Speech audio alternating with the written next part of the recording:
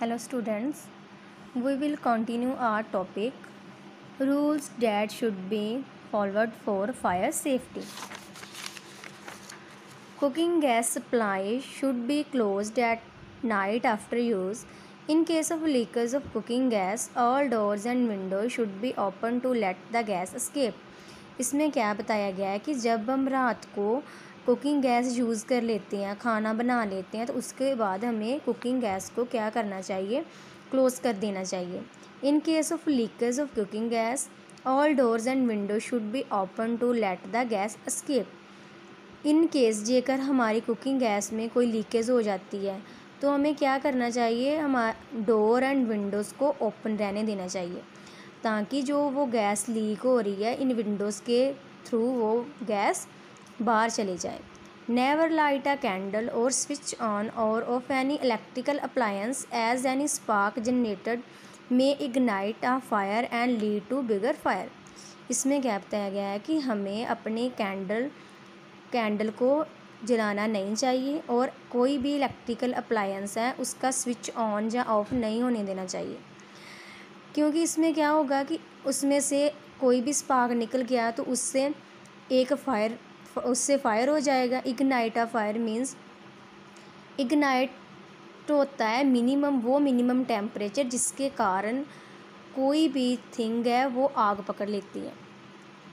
Catch fire और cause to catch fire and lead to bigger fire, and उससे और बड़ा फायर, उससे और बड़ा आग का धमाका भी हो सकता है.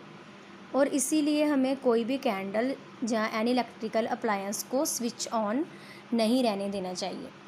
If possible cooking gas cylinder should be kept in open and the supply pipe should be change regularly.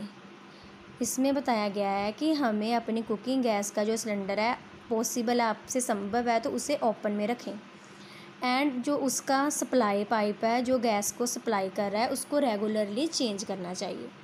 Always wear cotton clothes while cooking, never wear nylon clothes because they catch fire easily. हमें cotton के cloth डालने चाहिए जब भी हम cooking कर रहे हैं, नायलन के क्लॉथ नहीं डालने चाहिए. इसका क्या कारण है कि जो कॉटन के क्लॉथ हैं वो इजीली फायर को कैच नहीं करते, आग नहीं इतनी जल्दी पकड़ते, जबकि जो नायलन के क्लॉथ होते हैं वो इजीली आज फायर को कैच कर सकते हैं. Fire cause due to petrol should always be put out by throwing sand और fire extinguisher. This is because petrol is lighter than water and hence float on water and continue to get air supply. The fire does not get extinguished.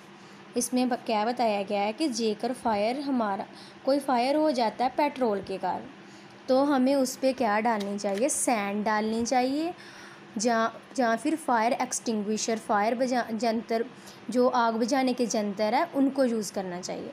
इसका क्या कारण है कि उसमें हमें water नहीं डालना चाहिए.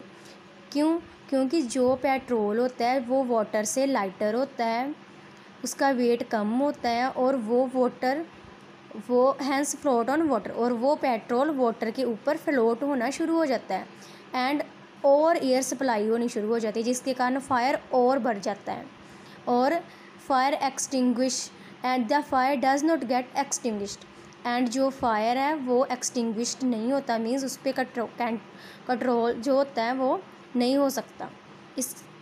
इसका यही कारण है कि हमें उस पर सैंड डालनी चाहिए, वाटर को नहीं डालना चाहिए. Fire cracker should be burn bye maintaining proper distance and being very careful. जब भी हमें पटाखे जलाने हैं, फायर क्रैकर जलाने हैं तो हमें उसको प्रॉपर डिस्टेंस मेंटेन कर लेना चाहिए, फिर ही हमें वो क्रैकर्स को जलाना चाहिए और उसे बड़े ही ध्यान से हमें वो क्रैकर्स को जलाना चाहिए. Never burn crackers by holding them in your hand. अपने हैंड में पकड़कर हमें पटाखों को नहीं चलाना चाहिए, क्योंकि जब हम हैंड पे पकड़कर वो चलाते हैं तो हमारा हैंड भी जल सकता है उसके कारण. In case somebody close catches fire, cover him with the blanket or make him roll on the ground. This will cut the air supply and put out fire. More is the contact with air, more the fire will spread. इसमें बताया गया है कि if कोई भी any person है जिसने fire, उसको आग लग गई है, उसने फायर को कैच कर लिया, उसको जल्दी जल्दी हमें ब्लैंकेट में, कंबल में कवर करना चाहिए और वो कंबल को रोल कर देना चाहिए, उसके ऊपर घुमा देना चाहिए और उस पर्सन को ग्राउंड में लिटा देना चाहिए। इसका क्या होगा कि जो एयर की सप्लाई, जब उसे हम कवर कर देंगे उसे एयर नहीं मिलेगी और जो फायर है वो उसका, जो वो जल रहा है उससे वो उसकी आग जो है और बढ़ेगी नहीं, उसका कंट्रोल हो जाएगा। जे अगर हम कंबल नहीं डालते तो वो एयर के कांटेक्ट में आ जाएगा और वो जो फायर है, जो वो आग है, वो और मच जाएगी। मोर is the contact with air